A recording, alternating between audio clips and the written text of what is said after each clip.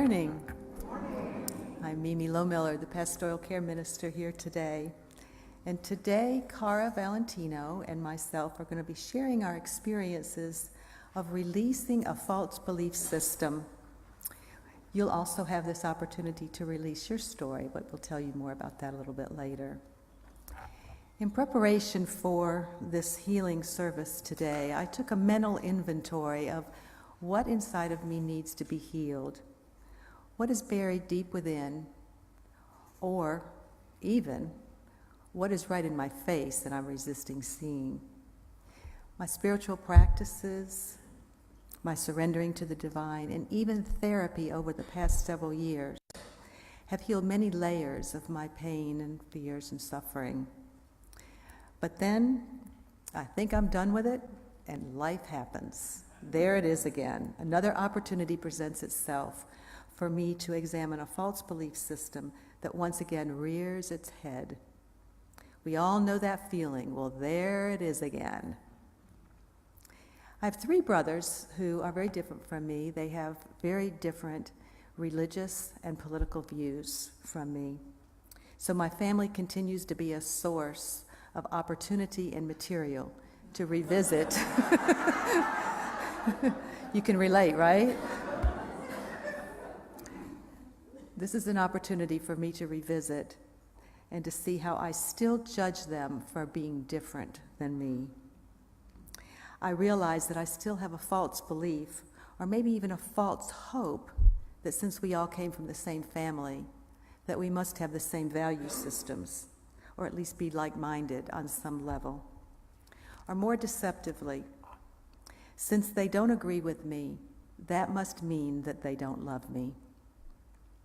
My father had a very quick temper, emotionally abusive temper. So my siblings and I learned very young how to keep the peace, not rock the boat, feel safe, be quiet. You know the feeling. But we each handled our internal lives very differently, based on the way we were raised and out of respect for each other. We have a very unspoken but committed agreement not to discuss politics and religion with each other as a way to maintain peace and harmony among us. Even one of my quick-tempered brothers adheres to this unspoken agreement. As we know, in unity, our thoughts can be just as damaging as our actions to both our consciousness and to those around us. So dealing with my inner dialogue is very important to my well-being, to the world, and to those around me. Consciousness does matter. I actually feel peaceful most of the time, but my judgment is very insidious.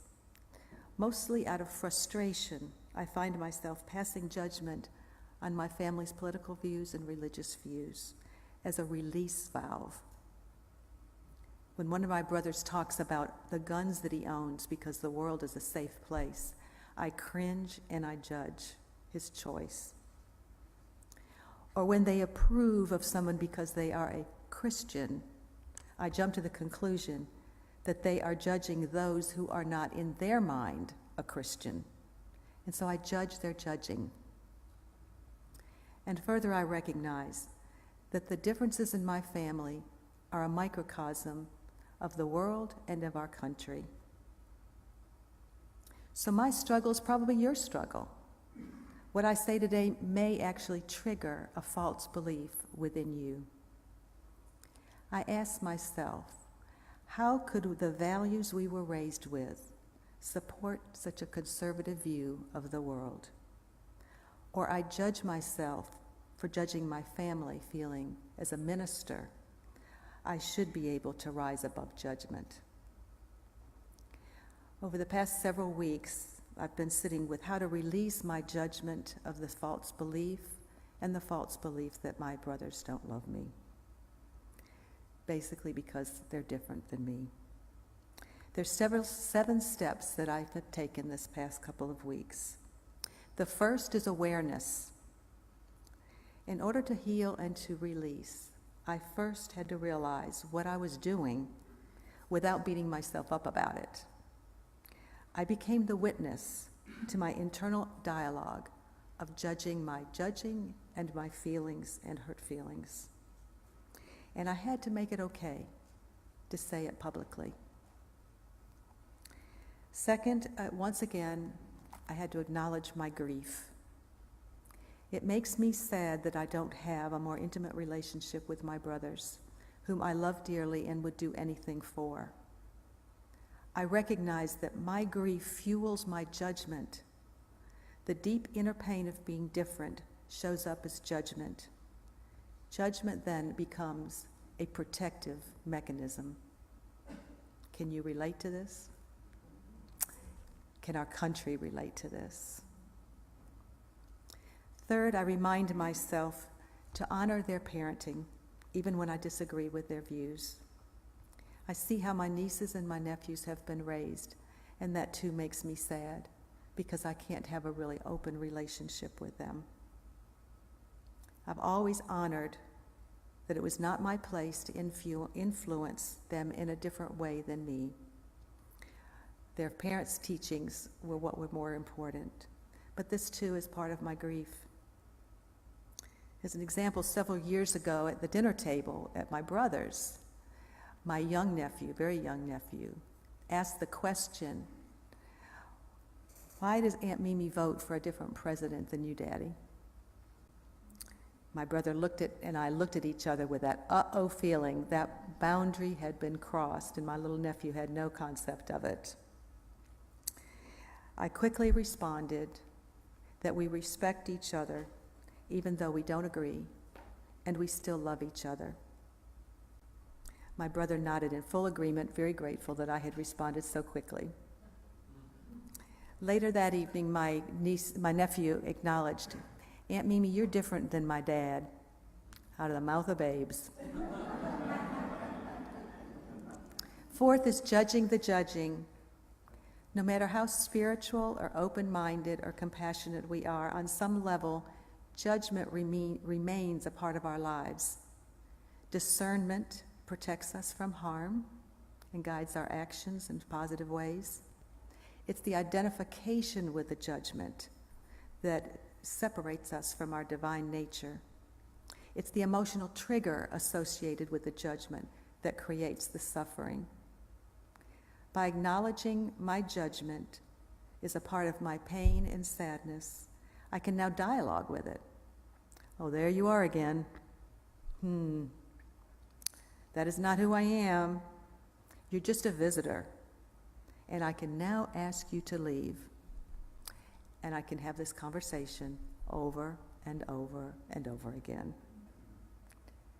Fifth is acceptance. I acknowledge that my brothers and I are in very different paths. My brothers and I came into this world for different reasons and for different purposes.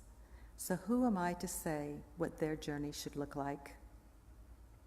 If I try to say that their views are wrong and mine are right, then I'm otherizing them, judging them for being different than me. Accepting what is a large component of my releasing and healing process. Most religions and political systems think that they have the market on right thinking. Even in unity, we sometimes think that we know better. But there are many paths and many spokes on the wheel, all moving us toward awakening. We are actually more alike than we are different. So I have to make that okay if I'm to walk my talk. Sixth is humor and playfulness. I laugh at myself sometimes for the seriousness of it all.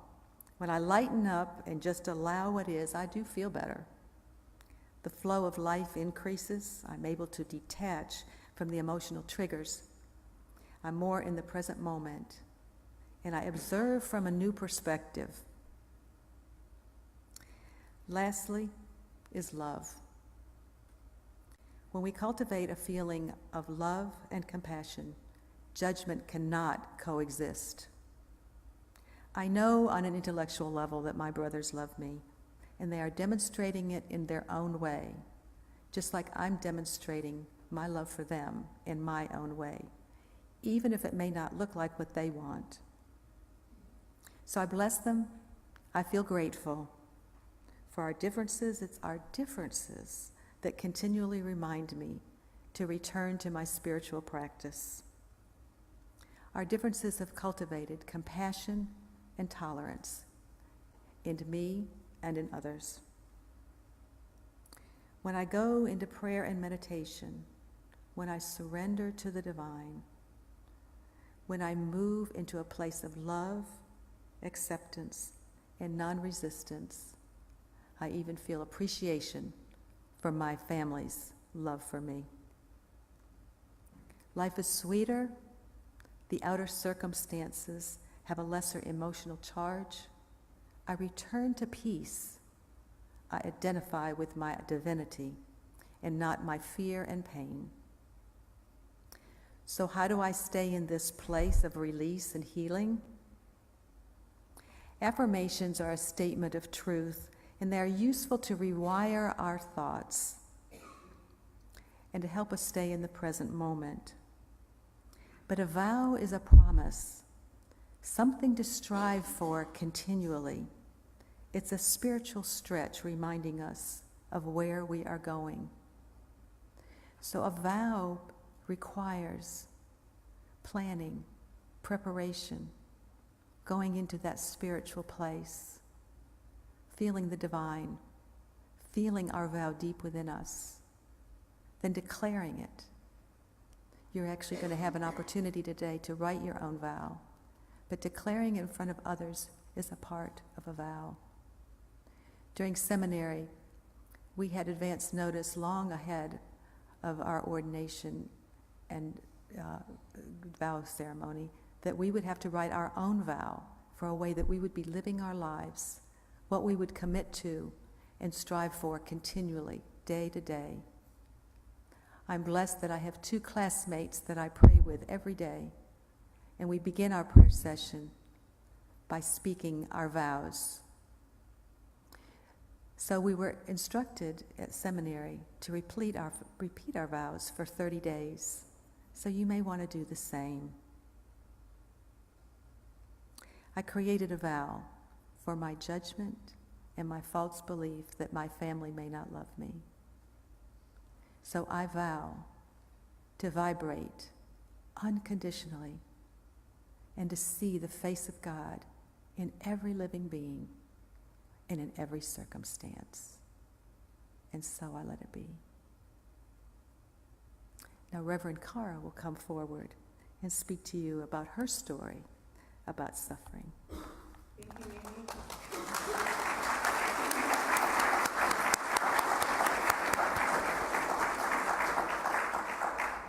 Good morning, everyone. I myself am no stranger to suffering after spending a lifetime on a sprint trying to get away from it. Even though there is loads of anesthesia out there available, they only anesthetize the fear of suffering, not the suffering itself. And when my mom passed away a few years ago, the run came to an end. There was no place to go.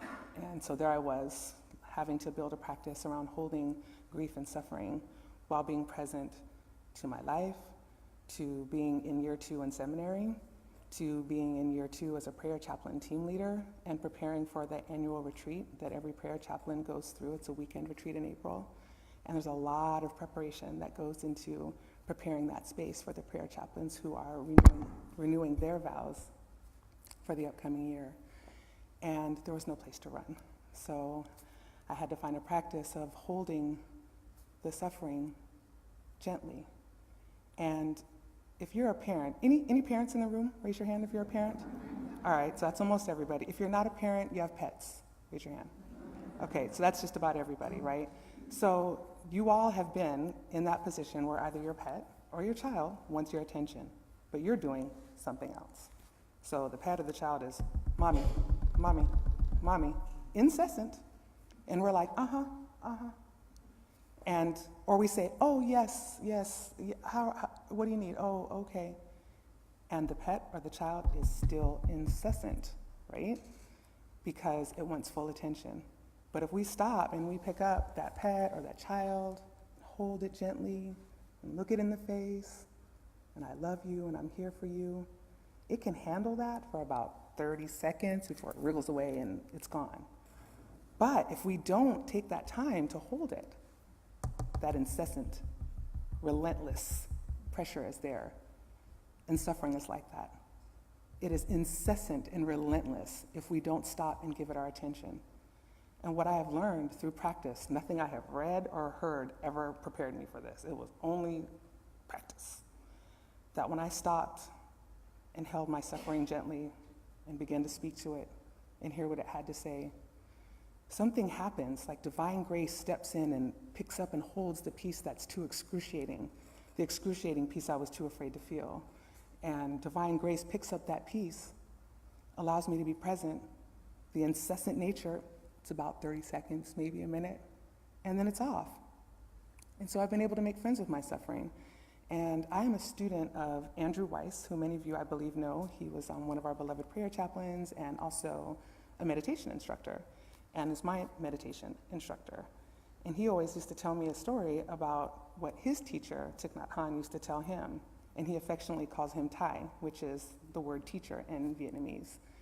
And he would say, well, Cara, remember what Thai said. Have a cup of tea with your suffering, but make it clear it's not staying for dinner.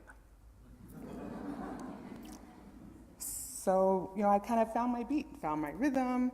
And then, like Reverend Meemie said, you think you've kind of mastered something, and then poof, there's a new belief, a new false belief that shows up that requires attention.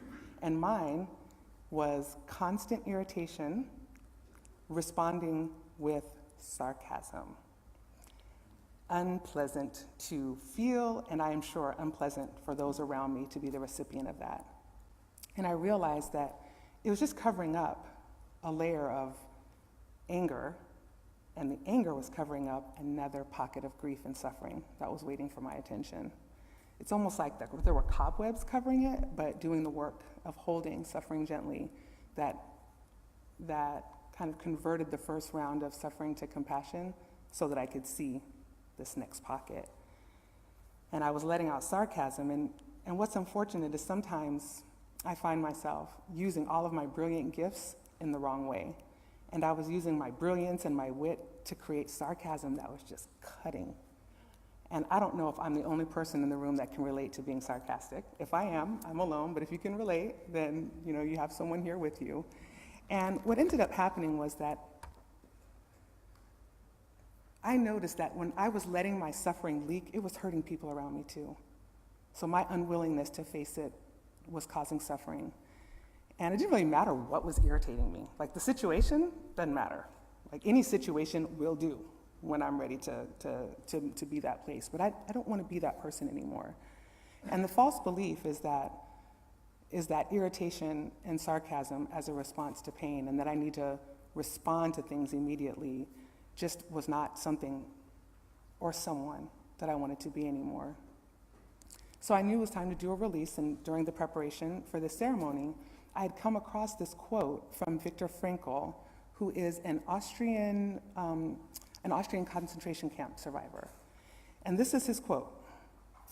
He says, "In between stimulus and response, there's a space. And in that space lies our freedom to choose. And in our choice lies our freedom and our growth." And when that landed in my body, I realized that I had given away my own freedom by having an instantaneous response that no situation or person can ever require of me. There's never a time I can't just take a breath. And it made me realize that there's so much spaciousness, there's infinite spaciousness in this universe. There's infinite spaciousness in our being. There's space between thoughts, space between breaths, space between heartbeats. Time is just as infinite as spaciousness. And so in releasing the story that I needed to react immediately, and that I could be presented with the choice and the freedom to choose more wisely and more kindly, because choosing to respond kindly is an act of kindness to everyone around me. And when we are present to the fact that our reactions do affect the people around us, we realize how we respond is an opportunity for kindness. So my choice now is I can breathe. I can ask myself, what's hurting? Because underneath the sarcasm and the irritation, there's pain. And without responding instantly in the moment, I can be present to what's really happening. Can breathe and listen for what's hurting, and invite the grace of God to be with me there, because it is an irrefutable fact that when we are willing to be present to suffering, grace is right there with us. Divine grace is always right there with us. And I can continue my practice and practice what I preach, which that's a thing, you know. That's definitely a thing. And also to practice the acts of loving kindness to myself and my human family. So the vow that I took is that I vow to breathe into spaciousness. I breathe into divine grace, and I choose growth and freedom and kindness. For this I give thanks. So it is.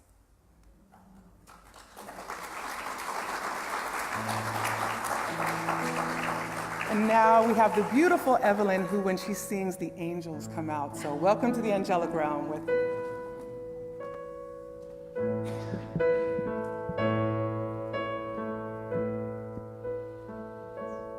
If I wrote a note to God,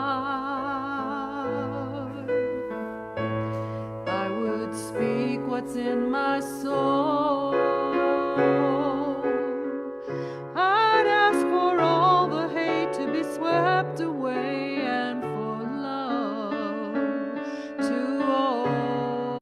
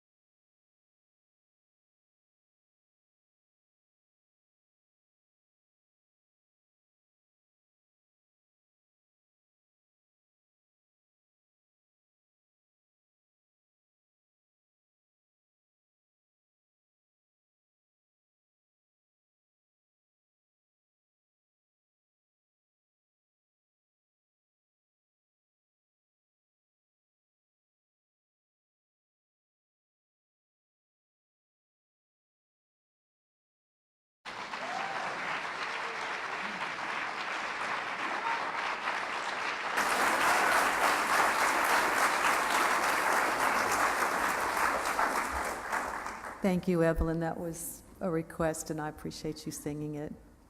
Now, you have an opportunity to write a note to God. So if you'll take out your little packet, that you received. If you don't have one, please raise your hand and one of the greeters will bring it forward. If you don't have a pen as well, they'll bring one forward for you.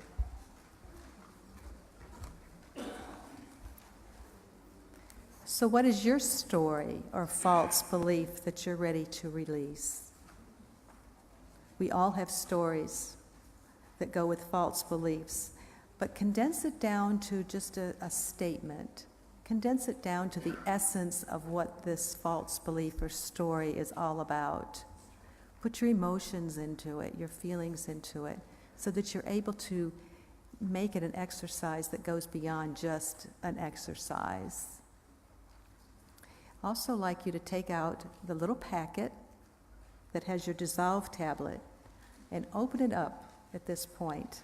There's 2 little tablets in there, so tear it open and hold it in your hand. Take a moment to do that.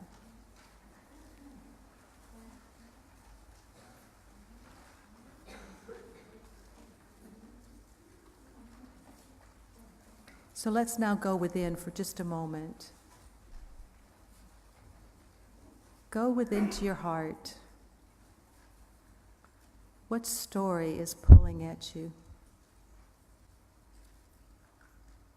What false belief are you ready to release?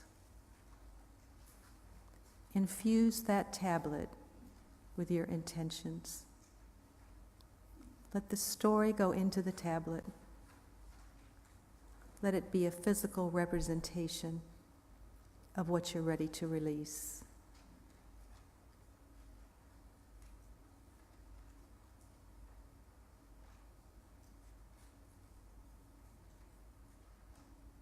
Then when you're ready, you can open your eyes, write on the 5x8 piece of paper. You'll actually be putting that piece of paper in the basket when you come forward. And when we invite you to do so, we'll have you put the tablet into the water as well. We will be burning your letters after the service. And then afterwards, Reverend Cara will lead us in a meditation so that you can determine what your vow is.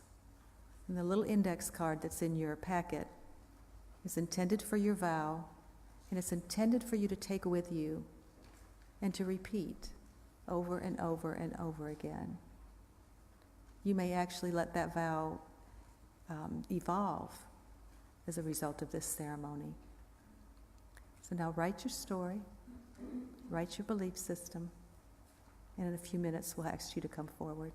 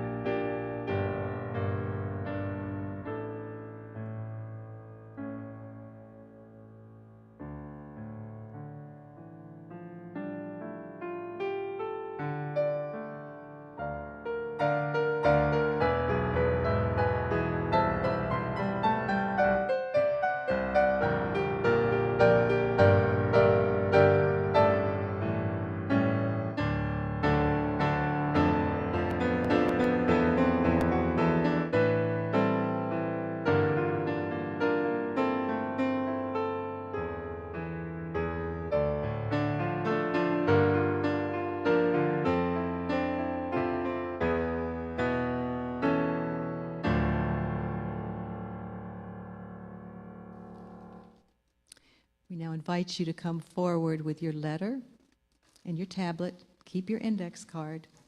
And if the front rows will start, come down the middle, drop in the bowl, and then go on up back to the sides.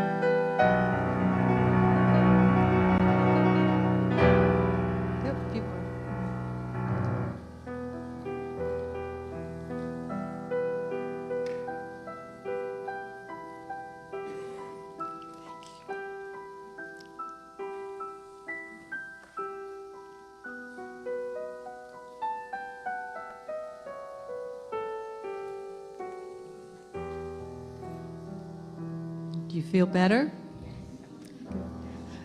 Now Cara will lead us in our meditation.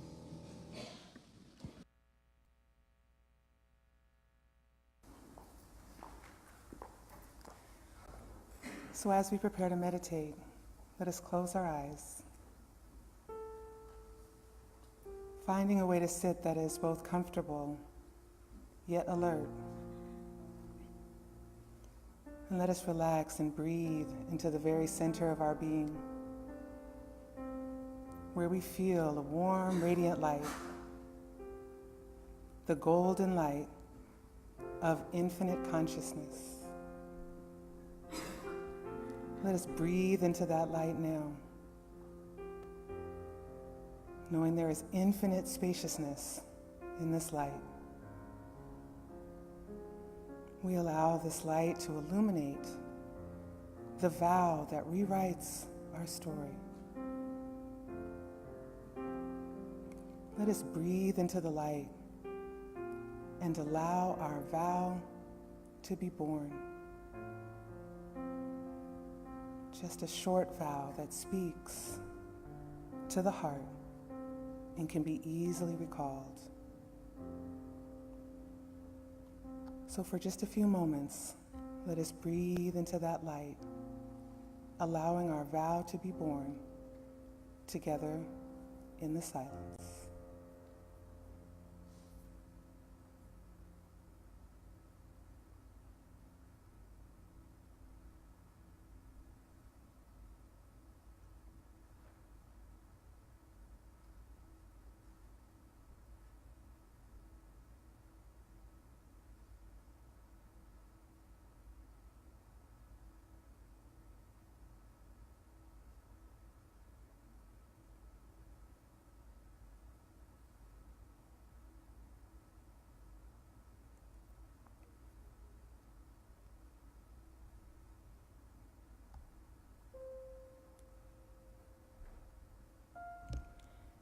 So as the music starts, take out your pen and paper and write your vow, allowing infinite consciousness to guide your hands.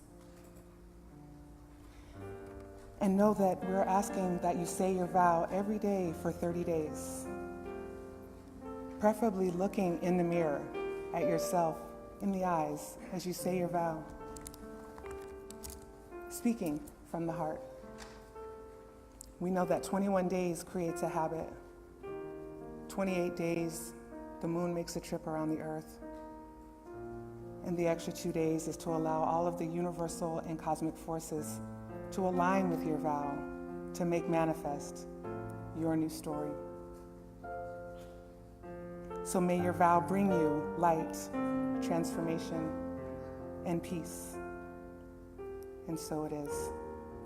And now Reverend Meemie will come forward for our offertory.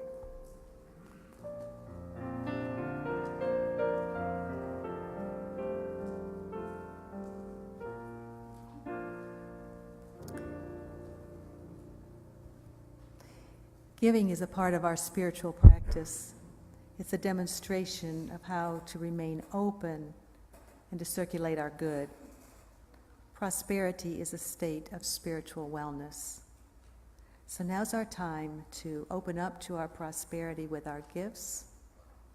So we'd like to say our affirmation now and bless our offerings. Together, divine love as me blesses and multiplies all that I am, all that I have, all that I give, and all that I receive. So it is.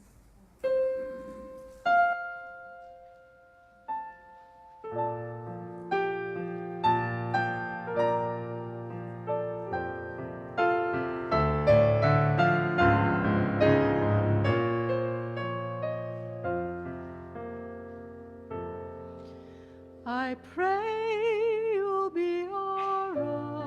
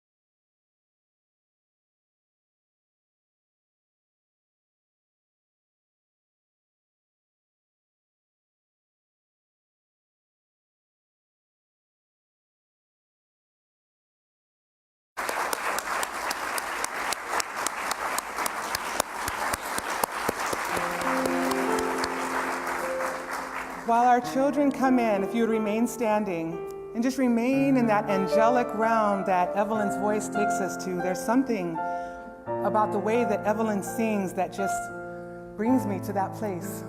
And you've brought us all to that place. So thank you, and thank you, Scott, for this beautiful, beautiful space.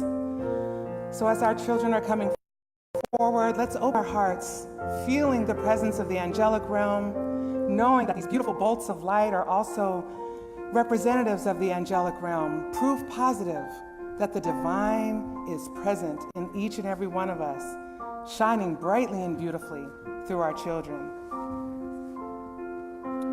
So let us bring our hands together as we prepare to bless the children, infusing our hands with love and light and unconditional love, as we say to our beautiful children with hands out together, you are loved, special, and important, just the way you are. And now we'll have the peace song.